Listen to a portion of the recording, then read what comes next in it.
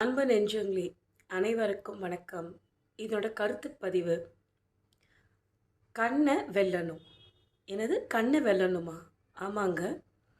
அதாவது நம்முடைய முன்னோர்கள் எல்லாரும், பெரிய பெரிய ஞானிகள் எல்லாரும் சொன்ன ஒரே விஷயம், உன் கண்ணை அடக்கு அப்படின்றது தான். மனசை தானே அடக்கணும்.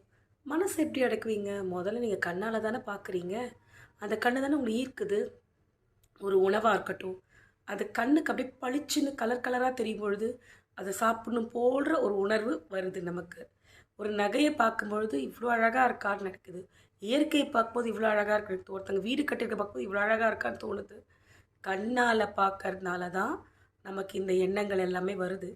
அப்போ நம்முடைய ஞானிகள் எல்லாரும் சொன்னது, மாமுனிகள் எல்லாரும் சொன்ன ஒரே விஷயம் என்னென்னா, கண்ணை அடக்கு. கண்ணை அடக்கினாக்கா ஆசைகள் தானே அடங்கும். அப்போ நீ கண்ணை முதல்ல ஜெயிக்கணும். அப்போ என்ன பண்ணணும்னா, அந்த காலத்தில் முன்னோர்கள் எல்லாம் சொன்ன ஒரு விஷயம் என்னன்னாக்கா, ஆண்மகன் நிலம் பார்த்து நடக்க வேண்டும். ஏன்னா பெண்கள் வந்து தானே நிலம் பார்த்து நடக்க வேண்டும். அப்படி இல்லை. அப்படியே பாரதியார் என்ன சொன்னால், நேர்கொண்ட பார்வையும் நிமிர்ந்த நடைமுறை.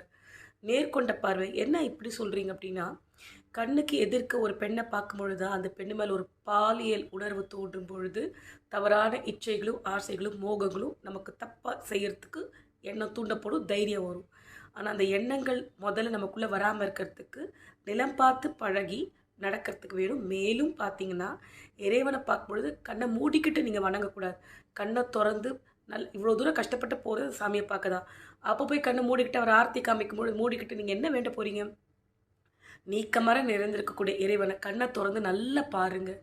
உங்கள் மனசுக்கு ஒரு தெளிவு கிடைக்கும், ஞானம் தெளிவு வரும். மேலும் பார்த்தீங்கன்னா, உங்களுக்கு அது மனசை பார்க்கும்போது அந்த ஆசைகள் வருதுன்னா, கண்ணை முதல்ல பார்க்கறது நிறுத்திட்டு கீழே நிலத்தப்பவோ இல்லை இயற்கையோ ஏதோ ஒன்று பாருங்கள். அப்போ உங்கள் மனசில் தேவையில்லாத எண்ணங்கள் வராது. கண்ணை நம்பாதே, உன்னை ஏமாற்றும் நீ காணும் தோற்றம், அறிவை நம்பு, அது உனக்கு அடையாளம் காட்டும்னு பாடியிருக்கிறாங்க. ஆகவே என் நண்பர்களே, தோழர்களே, முதல்ல கண்ணை ஜெயிங்க, கண்ணை வெல்லுங்க. அதனால தான் புத்தர் பார்த்தீங்கன்னா, அவர் வந்து கண்ணை மூடி தியானம் பண்ணுறாரு. மெடிடேஷன் பண்ணணும், கண்ணை மூடி தியானம் பண்ணுறாங்க. அப்போ தான் அந்த 7 சக்கராவும் ஆத்ம நிலை வந்து நமக்கு அடையும்னு சொல்லி சொல்கிறாங்க இல்லைங்களா? அதனால் தோழர்களே, முதல்ல நம்ம கண்ணை வெல்லுவோம். அப்போ தான் ஆசைகள் அடங்கும், அலைப்பாயிர எண்ணங்கள் அடங்கும். நன்றி, வணக்கம்.